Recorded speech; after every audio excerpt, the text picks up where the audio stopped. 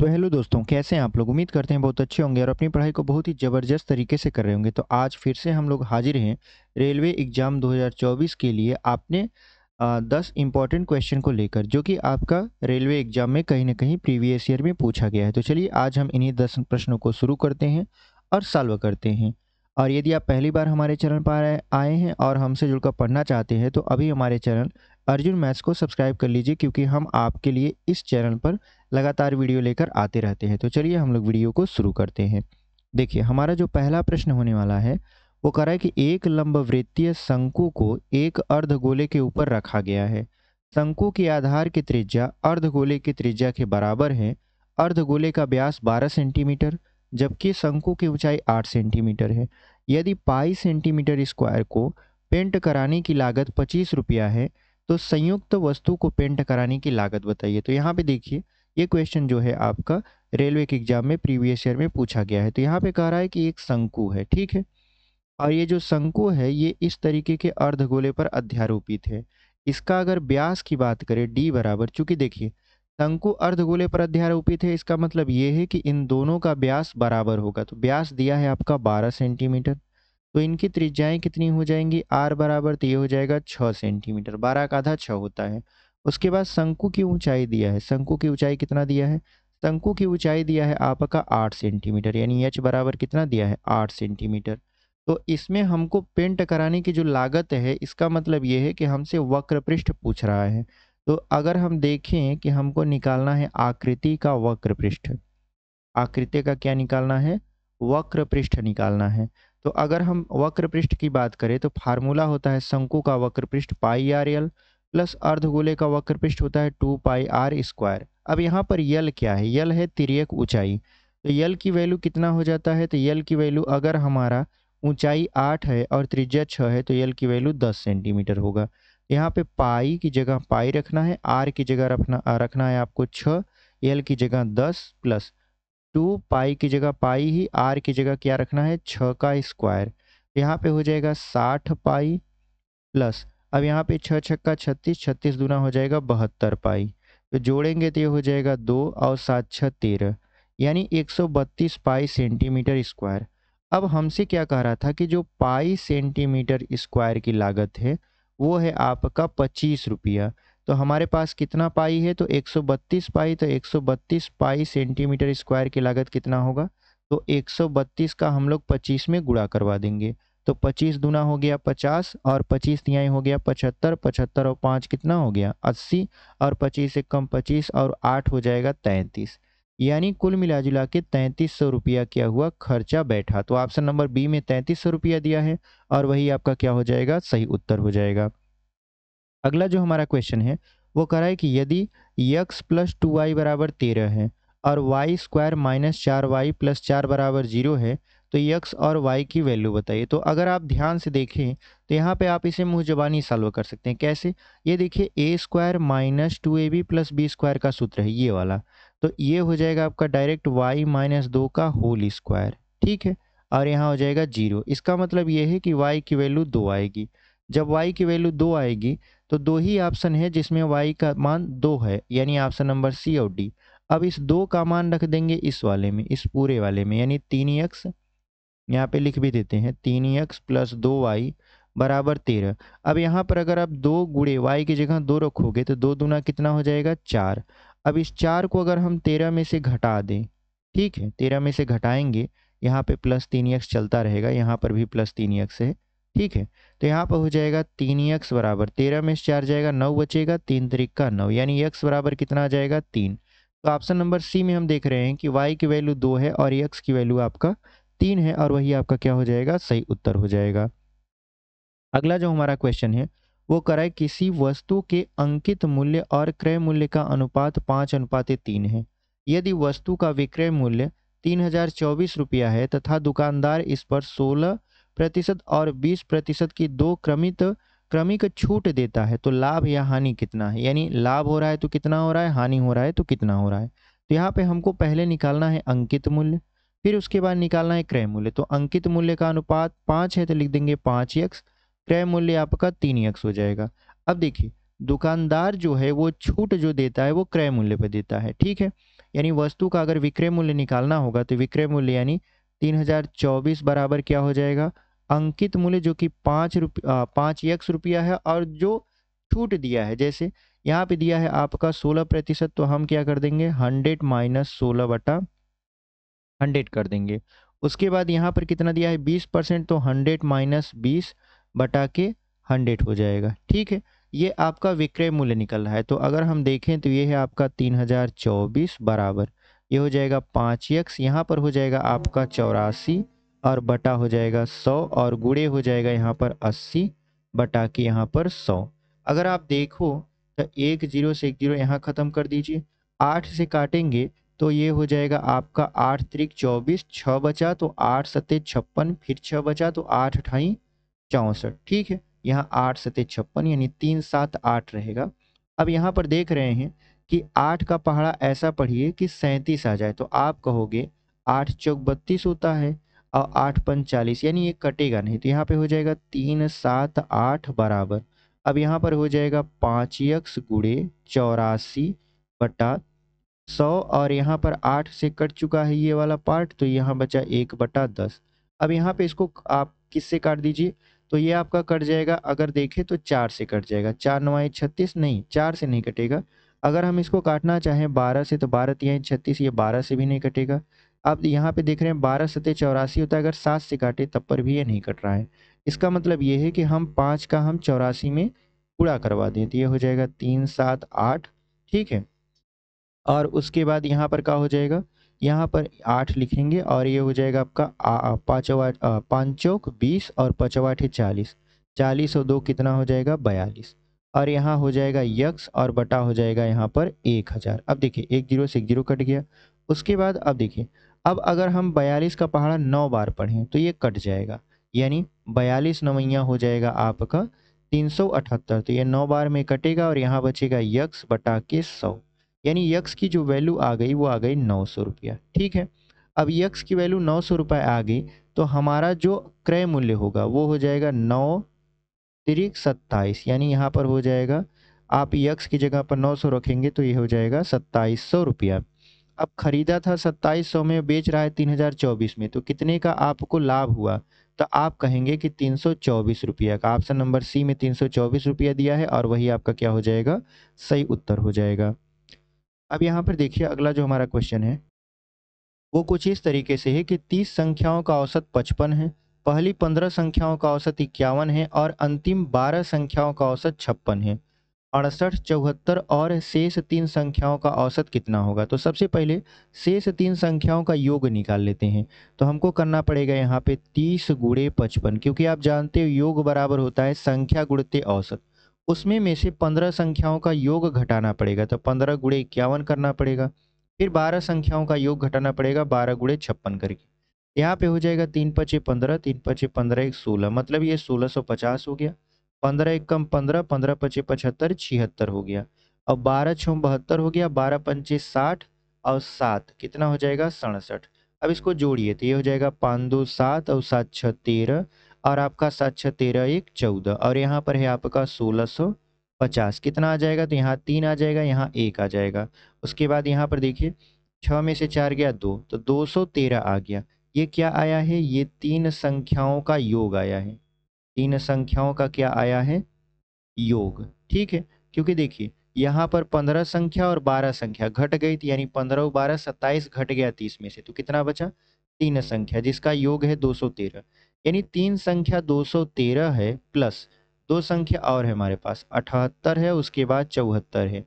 तो 3 संख्या ये हो गई, 2 संख्या ये, तो कुल कितना हो गया 5। अब निकाल रहे हैं इसका एवरेज, ठीक है। अब यहाँ पे जोड़िए तो 8 और 4 12, 12 और 3 कितना हो जाएगा 15, उसके बाद 7 6 13 एक 14 एक 15 हो जाएगा, और 2 एक 3, यानी आपका 355। 5 से काटिए तो हो जाएगा 5 सत्ते 35, 5 एक कम 5 71 आ गया। ऑप्शन नंबर बी में दिया है 71, और वही आपका क्या हो जाएगा सही उत्तर। यहाँ पे देखिए अगला जो क्वेश्चन है वो कह रहा है कि ए बी और सी डी केंद्र ओ वाले वृत्त की समांतर स्पर्श रेखाएं हैं। यानी अगर केंद्र ओ वाला एक तरीके से सर्कल बनाया जाए तो इसके समांतर इस तरीके से स्पर्श रेखा, एक का नाम है ए बी और दूसरे का नाम है सी डी, ठीक है। यहाँ पे लिख देते हैं ए और यहाँ पे लिख देते हैं बी, यहाँ पे लिख देते हैं सी और यहाँ पे लिख देते हैं डी। अब क्या कह रहा है कि बिंदु पी और क्यू क्रमशः ए बी और सी डी पर इस प्रकार स्थित हैं, यानी ए बी पर स्थित है मान लेते हैं पी और यहाँ पर सी डी पर स्थित है क्यू। इस प्रकार स्थित हैं कि पी क्यू वृत्त को आर पर स्पर्श करती है, मतलब इस तरीके से इसे मिला दिया जाए तो ये रहा आपका P और ये रहा आपका Q। कहाँ स्पर्श कर रहा है? वृत्त को R पर। तो कह रहा है कि यदि तो कोण PO, ये जो कोण है POQ का माप बताइए, यानी POQ ये वाला एंगल पूछ रहा है। तो इस तरीके में यहाँ का एंगल हमेशा आता है 90 अंश। कितना आता है? 90 अंश आता है। इसको अगर हम सॉल्व करें, पूरा एकदम दिखाएं आपको, तो आपका 90 अंश आएगा। क्योंकि देखिए इसको जब हम लोग सॉल्व करेंगे तो बहुत ज़्यादा समय लगेगा और बहुत ज़्यादा मतलब पेज भी लगेगा। ये जितना सरल दिख रहा है ये इतना सरल है नहीं। बस आप इतना समझिए कि यहाँ पर जो कोण बनेगा वो कितने अंश का बनेगा? 90 अंश का। ठीक है, तो यहाँ पर हम लोगों का क्या हो जाएगा? ये ऑप्शन नंबर ए सही हो जाएगा। अगला क्वेश्चन देख लेते हैं। यहाँ पे लिखा है 245, 175 और 385 का HCF बताइए। यहाँ पे पहले देखिए 245 को हम किससे काटें? 7 से काटे। ठीक है, तो 7 एक कम 7 त्रिक 21, उसके बाद कितना हो जाएगा? 7 पचे 35, तो 7 से काटे तो गुणा 7 कर देंगे।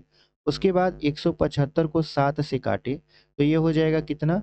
7 दूना के 14, उसके बाद हो जाएगा 7 पचे 35, यहाँ पर हो जाएगा 7।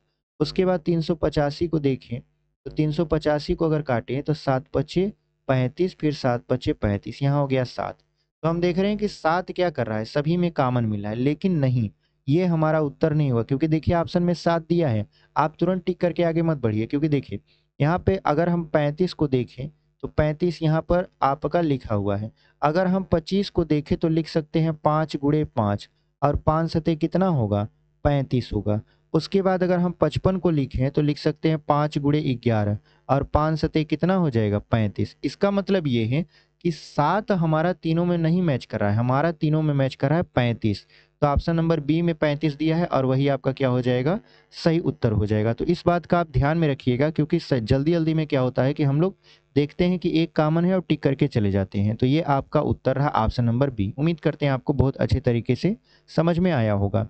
यहाँ पे देखिए अगला जो क्वेश्चन है वो कह रहा है कि एक व्यक्ति किसी निश्चित दूरी को एक निश्चित चाल से तय करता है। यदि वह अपनी चाल में 30% की वृद्धि करता है तो उसे उसी दूरी को तय करने में 15 मिनट कम समय लगता है। अपनी मूल चाल से चलते हुए उस दूरी को तय करने में उसके द्वारा लिया गया समय बताइए। तो देखिए यहाँ पे अगर हम देखें तो समय बराबर होता है दूरी बटा के चाल। अगर वो अपनी मूल चाल से चलता है तो समय लगेगा डी बटा के एस। ठीक है, लेकिन अगर उसके चाल में वृद्धि होती है कितना? 30% का, तो पहले उसकी चाल यस थी, अब 30% का वृद्धि हो गया तो ये हो जाएगा 130 बटा के 100। कैसे? यहाँ पर हमने 100 में 30 को ऐड कर दिया है, बटा 100 कर दिया, तो ये हो जाएगा 130 यस बटा के 100। एक जीरो से एक जीरो काट देंगे तो ये हो जाएगा 30, यहाँ पे 13 यस बटा के 100, आपका 10 हो गया, 100 नहीं। अब जो समय लगेगा, समय बराबर दूरी वही है तो डी हो जाएगा, लेकिन चाल बदल गया, चाल हो गया 13 यस बटा के 10। तो ये जो है आपका जो समय, अब इस जो समय है यानी मूल समय और ये जो आपका नया समय है उसमें कितने का अंतर है? 15 मिनट का। यानी अगर हम देखें मूल समय आपका था डी बटा के एस, क्योंकि यहाँ पे देखिए टी बराबर डी बटा एस था। अब जो समय लग रहा है वो लग रहा है डी बटा 13 यस बटा 10। तो यहाँ पर हम देख रहे हैं कि ये वाला जो समय है ये 15 मिनट कम है। तो हम लोग क्या करते हैं, इसमें 15 मिनट ऐड कर देते हैं। तो 15 मिनट को आपका 60 से भाग करके उसको हम लोग घंटा में बदल देते हैं। तो 15 एक कम 15, 15 चौका 60। अगर इसको इस तरफ लाएं तो ये हो जाएगा डी बटा के यस माइनस ये हो जाएगा 10 डी बटा के 13 यस। ठीक है, ये डी है आपका और बराबर है 1/4 के। अगर हम लसा लेंगे ये हो जाएगा आपका 13 यस और यहाँ पर हो जाएगा 13 डी माइनस 10 डी बराबर कितना हो जाएगा? 1/4। तो कुल मिला जुला के हमारा कितना आ रहा है? तो ये आ रहा है 3 डी बटा के 13 यस बराबर 1/4। तो हमको डी बटा के यस की वैल्यू निकालनी है। तो 13 को इस तरफ भेज देंगे तो 13, और 3 को इस तरफ भेज देंगे तो 12 आ जाएगा। तो ये डी बटा यस क्या है? ये डी बटा यस देखिए ये आपका समय है, टी बराबर डी बटा यस है, और इसकी वैल्यू हमसे पूछ रहा था क्योंकि कह रहा था कि अपनी मूल चाल से चलते हुए उसी दूरी को तय करने में उसके द्वारा कितना समय लिया जाएगा। तो यहाँ पे हम देख रहे हैं कि अगर हम 12 से भाग करते हैं 13 में, तो ये आएगा 1 सही 1/12। और अगर हम इसमें 60 से गुणा करते हैं, क्योंकि ये जो 1 है वो घंटा में हो चुका है, 1/12 जो है वो भी आपका घंटा में, लेकिन उसको मिनट में बदलेंगे, तो 12 पंचे क्या हो जाएगा, 60 हो जाएगा। इसका मतलब ये है कि उसको 1 घंटा 5 मिनट का समय लगेगा। कितने मिनट का समय लगेगा? 1 घंटा 5 मिनट। तो ऑप्शन नंबर डी में दिया है 1 घंटा 5 मिनट, और वही आपका क्या हो जाएगा, सही उत्तर हो जाएगा। 8वां जो हमारा सवाल है बहुत ही इंटरेस्टिंग है और आपका त्रिकोणमिति से है। देखिए, इस सवाल को अगर आप लगाएंगे तो थोड़ा आपको भ्रमित कर सकता है, बट अगर आप थोड़ा सा इसको ध्यान दें तो बहुत अच्छे तरीके से समझ में आ जाएगा। देखिए, लिखा है 1/1 plus tan theta plus 1/1 minus tan theta. ठीक है, बराबर कितना है, 4। कह रहा है जहाँ थीटा की वैल्यू है 0 से बड़ा होना चाहिए और 90 से छोटा होना चाहिए। तो बताइए cosec square theta plus cot square theta का मान। तो सबसे पहले हमको थीटा पता करना होगा कि थीटा कितना है। यहाँ पर हम 1 माइनस टेन थीटा का 1 में गुणा करवा देते हैं, तिर्यक। तो ये हो जाएगा 1 माइनस टेन थीटा। इसका भी 1 में गुणा करवा देते हैं तो प्लस ये हो जाएगा 1 प्लस टेन थीटा। ठीक है, उसके बाद बटे में ये क्या हो जाएगा, अगर हम एक देखें तो एक कोष्टक में ए प्लस बी, एक कोष्टक में ए माइनस बी है, तो ये हो जाएगा 1 माइनस टेन स्क्वायर थीटा बराबर कितने के है, 4 के।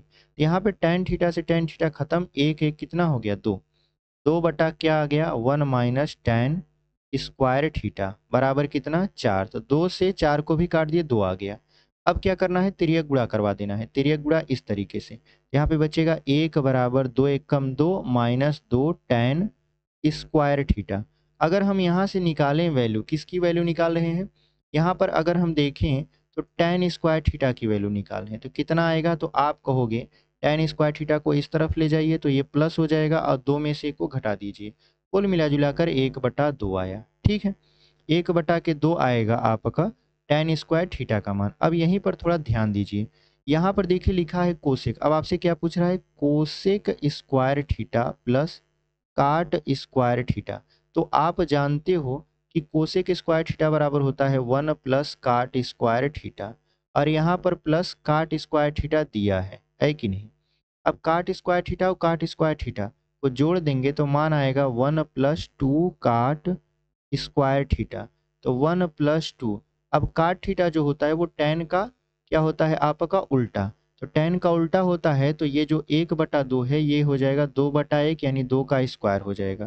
तो अगर हम देखें तो 1 प्लस 2 दूना 4 दूना 8 हो जाएगा, और 8 हुए कितना आ गया, 9। तो ऑप्शन नंबर यहाँ पर दिया है 9/2, और वही आपका क्या हो जाएगा, सही उत्तर हो जाएगा। कैसे, यहाँ पे देखिए 9 तो आ गया, लेकिन इसके बटे में 2 नहीं आ रहा है। ठीक है, क्योंकि यहाँ पे देखिए 2 लिखा है और यहाँ पर हो जाएगा आपका 2/1, क्योंकि यहाँ पे कोसेक स्क्वायर थीटा का मान होता है 1 प्लस काट स्क्वायर थीटा, और काट स्क्वायर थीटा यहाँ पे था ही, तो काट और काट का मान हो गया 2 काट स्क्वायर थीटा। और यहाँ पर अगर हम देखें तो यहाँ पर हमारा जो मान था काट का, वो कितना था, वो था आपका टेन का उल्टा, और टेन का मान कितना था, टेन का मान था 1/2। तो यहाँ पर हम देख रहे हैं कि टेन का मान कितना आ गया था, 1/2। और इसके बाद जो हम देख रहे हैं यहाँ पर कि इसका मान हमसे पूछ रहा था, तो ये हो गया 8 1 9, और यहाँ पर देखिए सभी में आपका बटा 9 दिया है। अब देखिए यहाँ पर जो हमारा मान आया है वो आपका एकदम सही है। अच्छा, यहाँ पर है cosec square theta plus cot square theta, जिसका मान आपका 9 आ गया। लेकिन जो सवाल था उसमें पूछा था cosec square theta plus sec square theta, और हमने गलती से क्या लिख दिया, काट स्क्वायर थीटा लिख दिया। तो अगर हम काट की जगह पर सेक करेंगे तो जो 9 आ रहा है वही 9/2 आएगा, यानी ऑप्शन नंबर डी आपका सही हो जाएगा। किसके लिए, cosec square theta plus sec square theta के लिए। लेकिन अगर यहीं cosec square theta plus cot square theta का मान देखें तो वो कितना आ रहा है आपका 9।